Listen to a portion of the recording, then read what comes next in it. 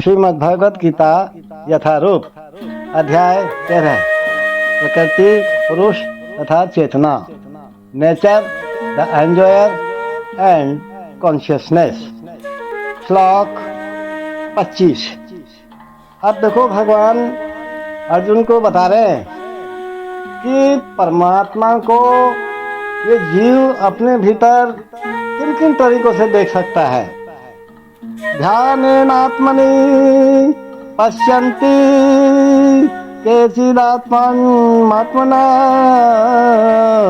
अन्ये सांख्येन योगेन कर्मयोगेन चापरे। ध्यानेनात्मनि पश्यन्ति केचिदात्मात्मना अन्ये सांख्येन योगेन कर्मयोगेन चापरे। भगवान कहते हैं कुछ लोग परमात्मा को ध्यान के द्वारा अपने भीतर देखते हैं, दूसरे लोग ज्ञान के अनुशीलन द्वारा, और कुछ ऐसे हैं जो निष्काम कर्मयोग द्वारा भी परमात्मा को अपने भीतर देखते हैं। तो भगवान अर्जुन को बताते हैं कि जहाँ तक मनुष्य द्वारा आत्म साक्षात्कार की खोज का प्रश्न है, बद्ध जीवों की दो श्रेणियां हैं। जो लोग नास्तिक, अज्ञेयवादी तथा संशयवादी हैं, वे आध्यात्मिक ज्ञान से विहीन हैं। शंका करते रहेंगे, कहाँ है भगवान, कहाँ है भगवान। ऐसे बहुत लोग हैं महाराज। मंदिरों में जाएंगे, कथाओं में जाएंगे, सत्संग में जाएंगे, लेकिन फिर भी करते रहेंगे, कहाँ है भगवान। यह है संशय। तो ऐसे लोग आध्यात्मिक ज्ञान से विहीन हैं, अर्थात उनमें आध्यात्मिक ज्ञान नहीं होता है। किंतु अन्य श्रेणी और एक और है, जो आध्यात्मिक जीवन संबंधी अपने ज्ञान के प्रति क्या है, श्रद्धावान हैं। वे आत्मदर्शी भक्त हैं, दार्शनिक तथा निष्काम कर्मयोगी कहलाते हैं। जो लोग सदैव अद्वैतवाद की स्थापना करना चाहते हैं, उनकी भी गणना नास्तिकों एवं अज्ञेयवादियों में ही की जाती है महाराज।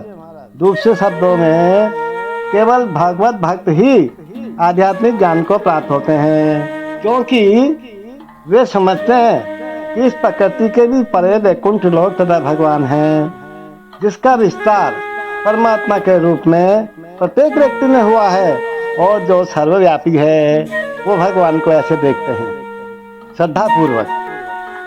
निसंदेह कुछ लोग ऐसे भी हैं जो ज्ञान के अनुशीलन द्वारा भगवान को समझने का प्रयास करते हैं, तो इन्हें श्रद्धावानों की श्रेणी में गिना जा सकता है।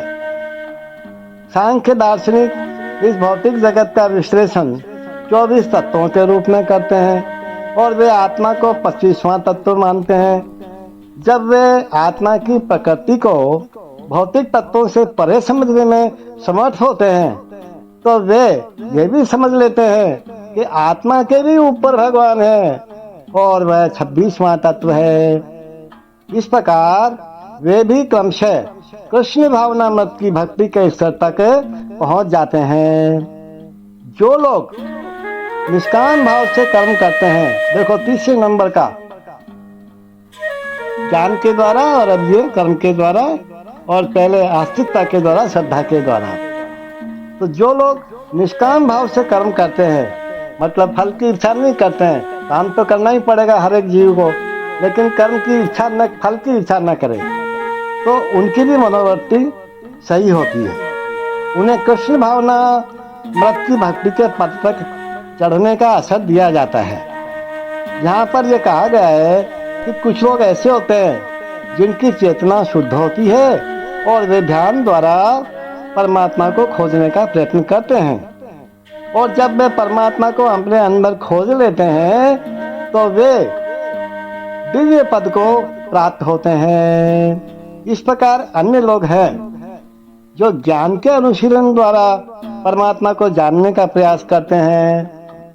कुछ ऐसे हैं जो हठ योग द्वारा, हठ योग माने हठ योग कौन सा?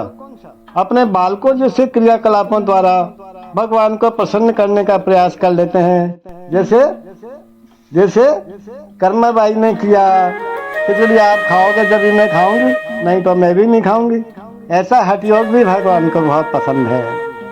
Some perceive the super soul within themselves through meditation, others through the cultivation of knowledge, and still others through working without fruitive desires. There is no desire, they are doing the work but having no desire.